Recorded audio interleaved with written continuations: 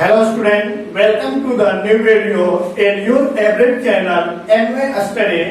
आज हम लोग फैक्टोरियल स्टार्ट करेंगे।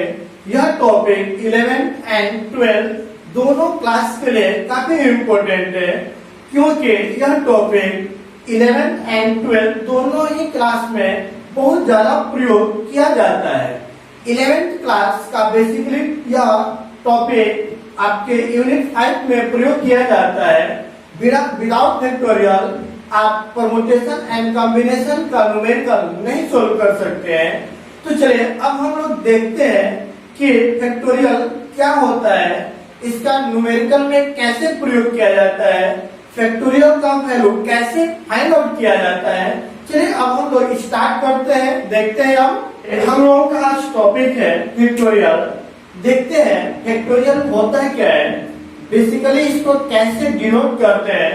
तो याद रखेंगे आपको फैक्टोरियल का जो नोटेशन होता है वह क्या होता है। आप एक स्ट्रेट लाइन ड्रॉ कर लें खड़ी पाए और उसके नीचे एक आप बिंदु दे दें, तो यह आपका नोटिफिकेशन हो गया फैक्टोरियल का।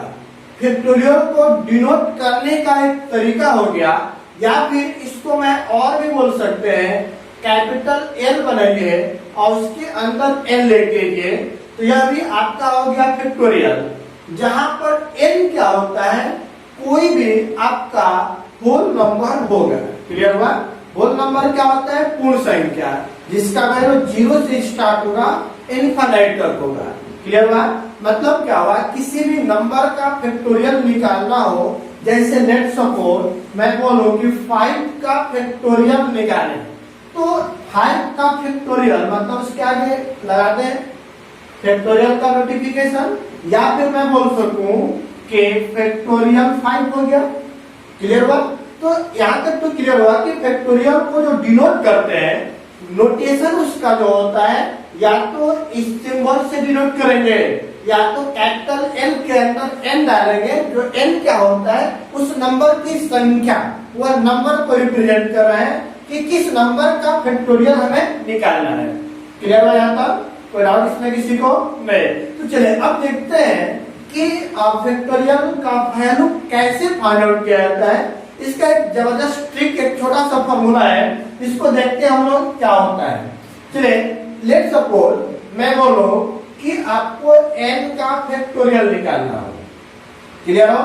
या फिर आप बोलिए कि फैक्टोरियल n हो, जिसका वैल्यू कैसे फाइंड आउट करेंगे। तो देखिएगा, जो भी नंबर आपको दिया गया है, यहाँ पर नंबर क्या है n, तो उस नंबर को लिखेंगे। क्लियर हुआ? उसके बाद इसी नंबर में 1 माइनस करेंगे और इनटू करेंगे, तो n माइनस 1। क्लियर हुआ? फिर पुनः मल्टीप्लाई करेंगे, इसी नंबर में 1 माइनस करेंगे, तो पहले से 1 है, 1 और माइनस करेंगे तो n माइनस 2, पुनः माइनस करिए n माइनस 3, उसी तरह 1 और माइनस करिए n माइनस 1। तो आप कह सकते हैं कि अब प्रोसेस कहां तक जाएगा। तो देखिए, दिए गए नंबर में 1 माइनस करते हुए n2 करते चलेंगे। यह प्रोसेस तब तक चलेगा जब तक कि लास्ट में क्या ना आ जाए 1। जैसे ही 1 आएगा वहीं पर आप स्टॉप हो जाएंगे, वहीं पर रोक देंगे। क्लियर हुआ? तो मतलब क्या हुआ, ये आपका फैक्टोरियल का फॉर्मूला बन गया। चलिए अब इस पर मैं एक दो एग्जांपल करते हैं, जिससे आपको क्लियर हो जाएगा कि इस फॉर्मूले का प्रयोग कैसे करेंगे। देखिएगा एग्जांपल, लेट सपोज आपको मैं बोलूं कि फैक्टोरियल 1 का वैल्यू क्या होगा। क्लियर हुआ? तो अब देखिए, यहाँ पर जो n है, n का वैल्यू क्या दिया 1, तो उसी नंबर से स्टार्ट करना है। तो यहाँ पर नंबर क्या 1, तो मैंने 1 लिख दिया। तो अब देखिए 1 अंत में आपका 1 आएगा तो वहीं पे स्टॉप हो जाएंगे। देखिए अंतिम का वैल्यू 1 ही तो है, मतलब 1 का फैक्टोरियल 1 ही होगा, उसमें किसी तरह का कोई चेंजिंग नहीं होगा। ये पहला नंबर हो गया। दूसरा नंबर में यदि मैं बोलूं कि 2 का फैक्टोरियल निकालिए, देखिए 2 n के जगह पे 2, तो वैल्यू पुट करिए 2 into, अब क्या करना है, दिए गए नंबर में 1 माइनस करिए, तो 2 में 1 माइनस करेंगे तो क्या बनेगा 1। अब देखिए तो लास्ट का नंबर 1, लास्ट में 1 आ गया, मतलब यहीं पे स्टॉप कर देंगे, रोक देंगे। इसको मल्टीप्लाई करेंगे तो इसका वैल्यू क्या निकल जाएगा 2, 1 का फैक्टोरियल 1, 2 का फैक्टोरियल 2। चलिए अब देखते हैं तीसरा नंबर में, यदि मैं बोलूं कि 3 का फैक्टोरियल क्या होगा, तो अब देखिए दिए गए नंबर से स्टार्ट करेंगे 3, उसमें 1 माइनस करिए, पुनः 1 माइनस करिए, देखिए लास्ट में 1 आएगा, एक स्टॉप होंगे, मल्टीप्लाई करिए तो क्या बन जाएगा 6। तो 3 का फैक्टोरियल क्या आ गया 6।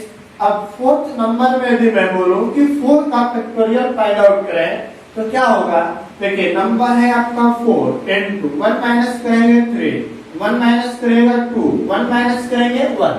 अब इन सबको मल्टीप्लाई करेंगे तो आपका आ जाएगा 24। क्लियर हो जाता है।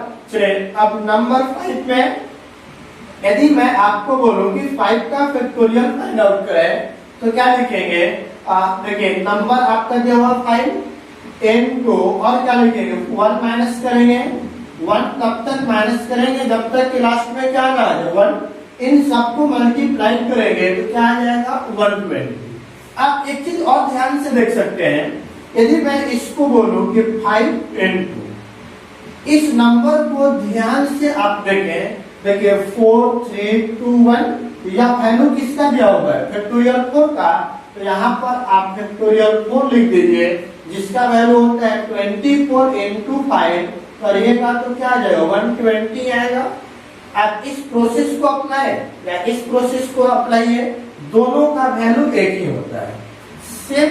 और मैं एग्जांपल देता हूँ नंबर 6 में यदि मैं बोलूं कि फैक्टोरियल 6 का वैल्यू निकालें तो देखिए जो नंबर दिया हुआ है उस नंबर को लिखिए, उसके बाद क्या लिखेंगे 5, 1 माइनस करेंगे 4, 1 माइनस करेंगे 3, 1 माइनस करेगा 2, 1 माइनस करेंगे 1। इन सबको सोल्व करेंगे तो आपको आ जाएगा 720। क्लियर है।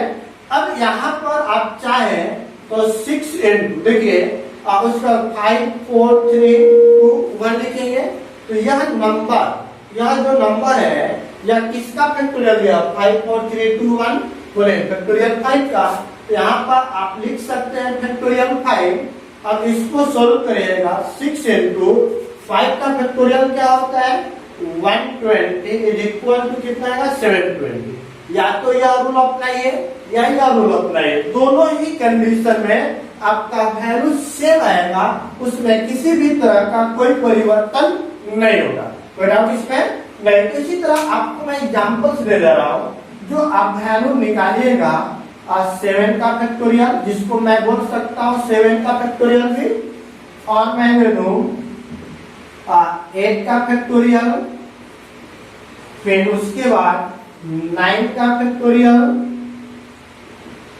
लास्ट में आपको दे दिया जाए 10 का फैक्टोरियल। तो इसको आप लोगों को मैं होमवर्क छोड़ दे रहा हूँ, आप लोग बनाएंगे, बन जाएगा ना, सिंपल है। जैसे मैं एक और कर दे रहा हूँ 7 का फैक्टोरियल निकालें 7, 1 माइनस करेंगे 6, 1 माइनस करेंगे 5, 1 माइनस करेंगे 4 और 1 माइनस करेंगे 3 2 1 मल्टीप्लाई करेंगे। देखिए ये 6 का फैक्टोरियल है जिसका वैल्यू क्या निकला 720 में 7 का मल्टीप्लाई करिए 7 गुना के 14, 7 7 49 है 50, तो 109। क्लियर यहाँ तक। तो आप फैक्टोरियल में आप बेसिकली 5 या 6 तक के नंबर का वैल्यू डायरेक्ट याद कर लें, क्योंकि न्यूमेरिकल में आप डायरेक्ट वैल्यू का प्रयोग करेंगे तो काफी कम समय में आप न्यूमेरिकल का एग्जैक्ट वैल्यू फाइंड आउट कर सकते हैं। जैसे फिर से बोलेंगे मेरे साथ में 1 का फैक्टोरियल क्या होगा 1, 2 का फैक्टोरियल 2, 3 का फैक्टोरियल 6, 4 का फैक्टोरियल 24, 5 का फैक्टोरियल 120, 6 का फैक्टोरियल 720, 7 का फैक्टोरियल 50। क्लियर है। आप आगे भी फैक्टोरियल निकाल सकते हैं, कोई दिक्कत नहीं है।